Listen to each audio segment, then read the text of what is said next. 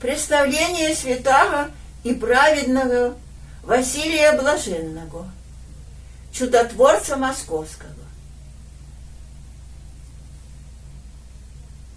Сей блаженный Василий жил в царствовании благоверного царя великого князя Иоанна Васильевича и в правлении святейшего Макария, митрополита Московского и всей России. Отца его звали Иаковом, а мать Анною. Их молитвами он был испрошен у Бога, и по их вере дан был им. С юных лет он воспылал любовью к Богу и стал жить по заповедям Его. Оставив затем отчий дом и родных своих, блаженный Василий в надежде на будущее благо переменил тленное достояние на духовное, так как вместо отца у него было отсечение бремени грехов, вместо матери — чистота, вместо братьев — желание стремиться к горнему Иерусалиму, а вместо детей — сердечные воздыхания. И чтобы иметь все это, он изнурил себя многоразличными суровыми подвигами. Блаженный настолько был беден, что не имел для себя даже малой пещеры и не носил на теле своем одежды, а пребывал всегда без жилища и ходил нагим и летом, и зимою. Зимою замерзая от холода, а летом страдая от зноя. Находясь постоянно среди шума и криков, но имея душу свою свободную от страстей, он всегда проводил Христа ради жизни юродивого. Он ничего не говорил и не представлялся как бы лишенным дара слова, желая этим скрыть от людей свои добродетели и быть ведомым только Богу. Но не может град укрыться вверху горы, стоя. Вследствие чистоты жизни блаженного и его неусокрушимого терпения слава о нем дошла до слуха благоверного царя и великого князя Иоанна Васильевича, всея России самодержца, которому о жизни его рассказал преосвященный митрополит Макарий. Оба они вместе дивились его терпению и прославляли Бога за то, что он даровал им в их время такого святого мужа. Таким образом, неизменно подвязаясь во трудах и терпении, перенося голод и жажду и ежедневно подвергая себя смертным опасностям, блаженный Василий прожил жизнь свою.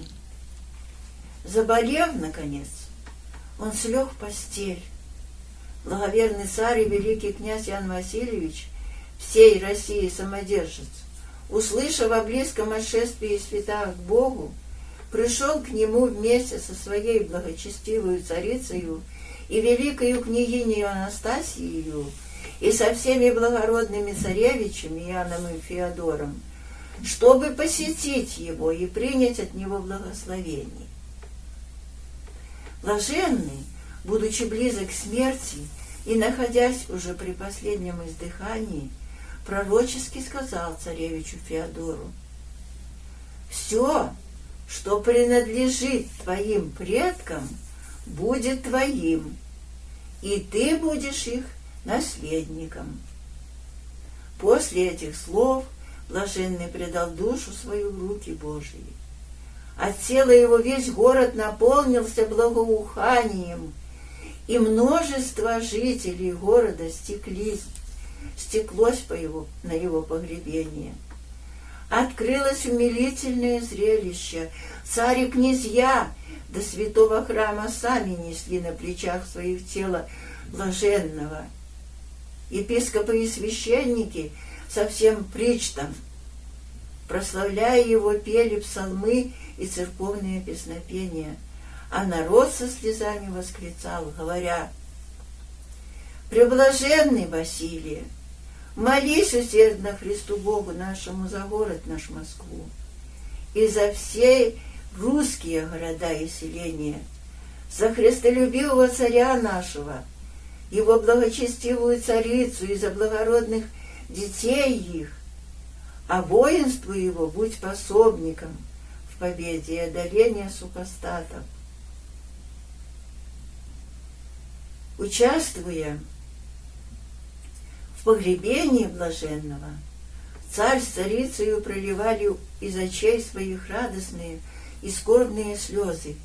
Радостные, потому что в такой кончине святого они видели доказательства его совершенства и причтение его к лику святых, а скорбные, потому что лишились такого доблестного подвижника.